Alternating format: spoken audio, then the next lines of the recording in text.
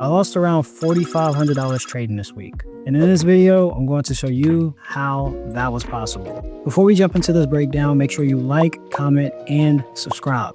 Videos like this are always coming to the channel, and I want to make sure you do not miss it. So make sure you click that notification bell as well. Enough talking, let's break down how we lost around $4,500 trading this week. All right, y'all, so we're about to break down AUDJPY.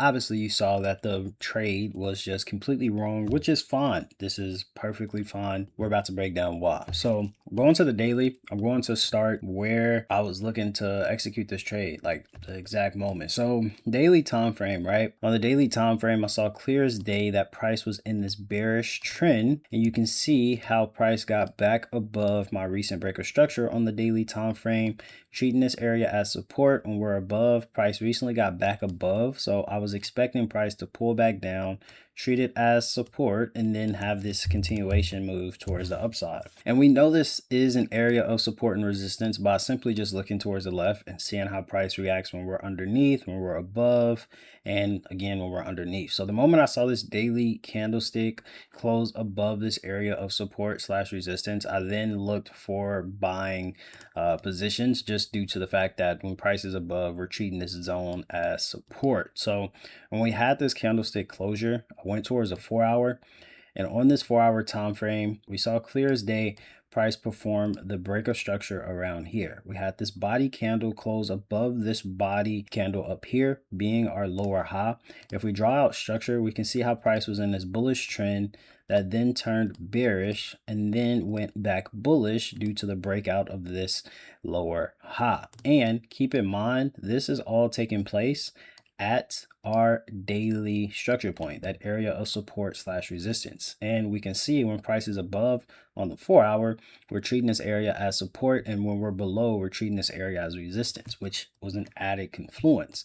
So the moment I saw price have this flip going from bearish to bullish, I was very interested in, again, looking for a buying setup. So when we had this closure giving me that break, I wanted to make sure the 1-hour was in sync. And when I went towards the 1-hour, we see clear as day that price was definitely in sync, performing the overall break of our lower high being here, but the last structure break being here, which is good because, like you all know, there's two ways to finding your areas of interest. It's the simple break of that recent last structure and the retest with the continuation, or price will form structure inside of our overall structure. And as we're looking for the pullback to get established, instead of us looking for the pullback towards the overall break of this high, I'm looking for the pullback towards the last structure break that took place inside of our overall trend. So it will look something like this. So two setups, same trend, just different ways to find that area of interest, and that's exactly what took place here. 1-hour time frame, we see that price was in this bearish trend that then flipped bullish. As soon as we flipped bullish, breaking out of this lower high, we then saw the last structure break being here, which is why we mapped it out with that box tool. And paying attention, we can see how this was a legitimate zone based off of price reacting when we're below and reacting when we're above. So that's just an added confluence as well.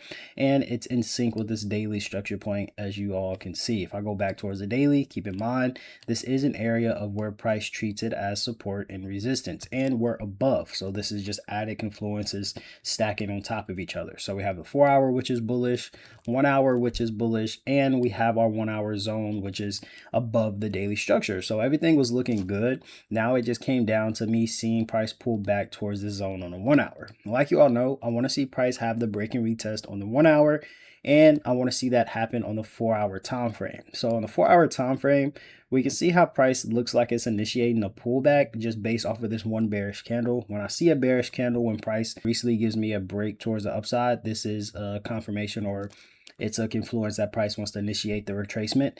And so now I will have to wait for price to form that retracement. Like you all know, I need to see a couple candles going in the opposite direction.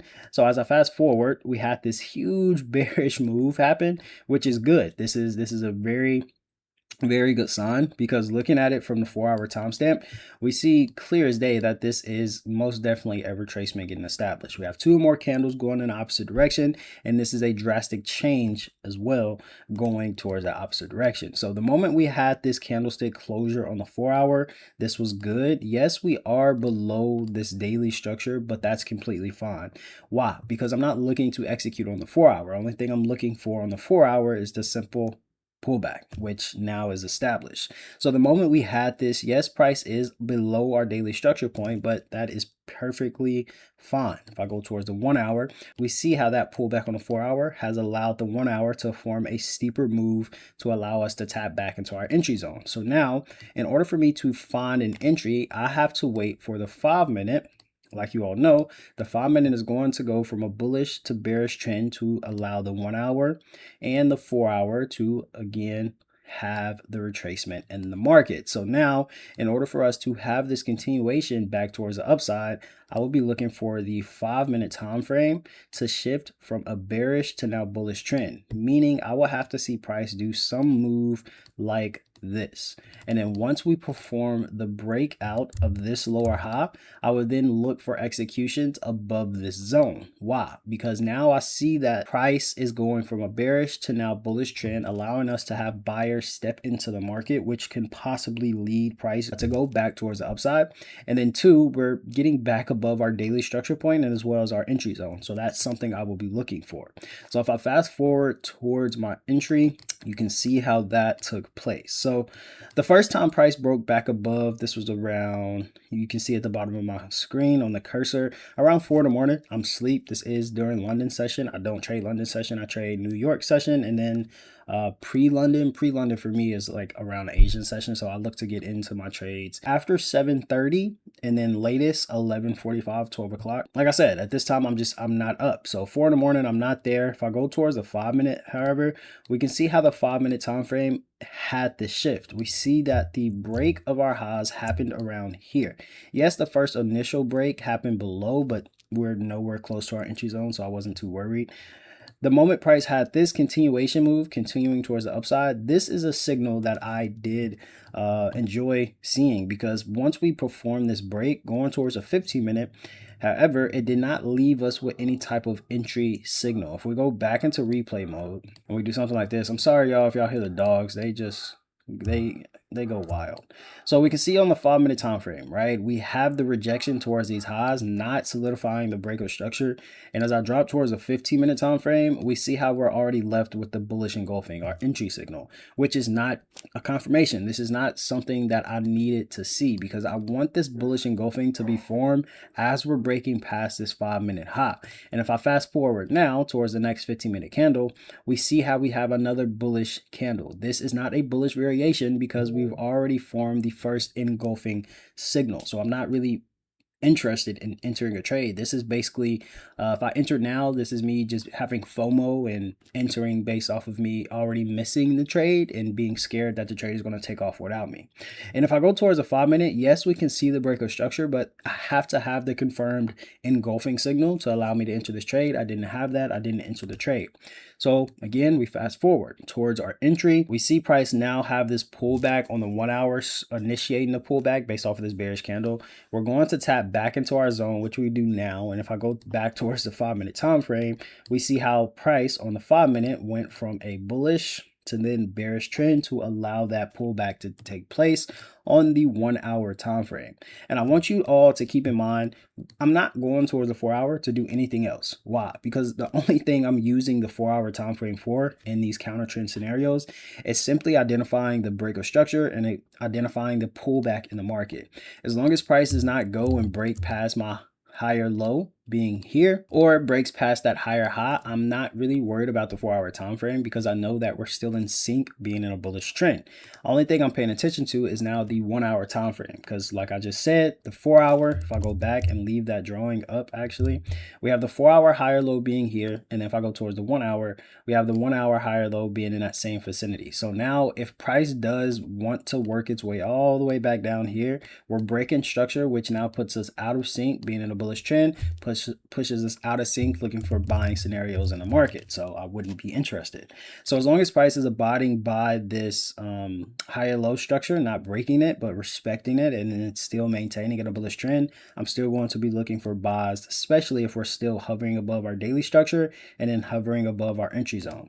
So like I said, we see the pullback get established. If I fast forward again, I want to go towards our entry. So boom, we see the pullback on the 1 hour get established, getting back into our entry zone, which is perfect. That's what I want to see. Price is not away from that zone. It came back to allow us to get another entry. Going towards the 5-minute time frame, we see how on this 5-minute time frame, price did have this continuation move towards the downside, breaking past these lows, forming our new lower high and then lower low. As soon as price gave us this move towards the upside, giving us a break past this lower high structure, forming what? The breaker structure on the 5-minute time frame. We can see the breaker structure left us with this 15-minute bearish bullish variation pattern where we have 3 bullish candles. I don't count this doji because that doji could be a bullish, could be a bearish candle. If I'm being honest, I should have played this or used this to make my judgment. Because if I did use this to make my judgment, I would have never entered this trade. Why? Because this is 4 bullish candles and I basically entered on that 4th candle and I shouldn't have done that. Because I tell you all the time, I only look for 3 variations. If I get 4, I'm late to the party and I need to walk away. In this case, it's definitely looking like I was late to the party and I needed to walk away. But we'll get to that. We'll touch base on that at the end.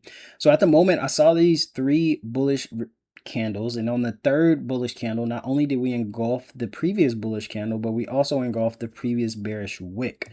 This is when I found my entry. Stop loss, like 5 pips below that last bearish candle's wick, the low of that candle. And then my target, it was the 1 hour highs, the highest wick basically. I was looking at a 1.81 risk to reward in return. Like I look for 1 to 2, but as long as I target the body of the candles first and I can get over 1 to 1, then I will enter that trade, execute the trade, which is why we did that on this pair. So we found our entry. This was a great entry in my eyes. Why? Because everything is meeting the rules, meeting the system. And if we fast forward, obviously you see price went straight to our stop loss. Why? Well, my thought process is simply because price did not have, or it didn't give us the signal that it was ready to continue to go based off of this structure alone. Like I said, if I count this doji candle, these are 4 bullish candles. I don't want to enter. The trade is already taken off and I basically missed the opportunity, but I did not want to abide by that. And I really wanted to see price still respect this entry zone, since we are rejecting from an area where we treat it as support and resistance, and we were hovering above, and we had just every time frame now being in sync. As you all saw, by the time we entered, 15 minutes bullish, 5-minute was bullish, the 1 hour, well, the 30-minute even was bullish, which you can see. The 1 hour was bullish and the 4 hour time frame was bullish. So I had all my time frames in confluence to go towards the upside, which really pushed me to enter this trade. But it's okay, because not every trade is going to be a banger trade or every trade is going to be correct, but as long as we're able to identify what we done wrong here. And I think what was wrong was just basically these 4 bullish candles. See, now this candle looks red. So I don't know. I believe truly I'm going to execute on a position like this every single time, especially now seeing that this was a bearish candle. I'm not too worried. I'm not too, mad about it, because yeah, it met the rules. It definitely met the rules. We were maintaining above. And as you can see, we got hit. Stop loss got hit. If I continue to fast forward, price still would have taken us out of this trade based off of this huge wick rejection. Price then started to have the move towards the upside. We found rejection towards this area, which, what is this area? Yeah, the area is really, it's not an area of significance. That's just a recent breaker structure on the 4 hour. So we found rejection. Oh, okay.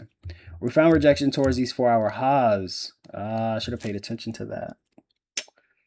Oh, I was already out the trade, so it really don't matter. So we found rejection towards these 4 hour highs. Price did not want to break through, which is perfectly fine. And then what happens? Price then has this move, almost hits our 1 to 2. but it definitely hit the target RTP level, obviously being those 1 hour highs. So price did overall hit our target level, just not the overall 2% target level. And then after price did had this move in the market, we can obviously see price then plummeted towards the downside, which ultimately would have taken us out the trade, and we would have been wrong because we can see how price is still falling towards the downside. This was a really good trade in my eyes. I'm not really mad or disappointed with this execution. Like I told y'all, this trade is something I would take 110% of the time. It came down towards a 15-minute entry signal. These candles could have been better, yes, but at the end of the day, you're not always going to get the cleanest setup. This was still a great entry because, like y'all know, this is a bearish candle. We can obviously see that. I don't know if y'all can see that or not, but it closed bearish. So these 3 bullish candles, that is my entry signal. So I did what I needed to do, and then besides that, price just didn't want to go, which is, like I say it all the time, it's fine. I cannot control the market. I control my execution and my emotions behind that execution. So yeah, like I said, amazing trade, amazing opportunity with this pair. We just simply wasn't able to continue to move towards the upside, which is perfectly fine. We see how price was still respecting this area as support when we were above this daily structure zone and our 1 hour entry zone. The moment price closed below is the moment price continued to fall towards the downside. But we can see when price was above, we were respecting this area, which is a good sign. We just got towards this little minor area of resistance where price did not want to break through. So adjust this a little bit. Got towards this minor area of resistance where price just did not want to break through. You can obviously see that's where our target level was at the peak of this resistance level, and it didn't happen, which is perfectly fine. We identified the structure, we identified our entries, and everything aligned. Everything was, meeting our system, and we executed. Besides that, market just didn't want to pay us this time. So amazing trade. Like I say all the time, it is what it is. We lost around $4,500 on this setup, and I am looking to make some money this week. So let's see what happens later on this week. See if we can catch some opportunities. And like always, I'm going to bring y'all with the best update. I was about to have the craziest accent with the best updates and the best possible pairs to come.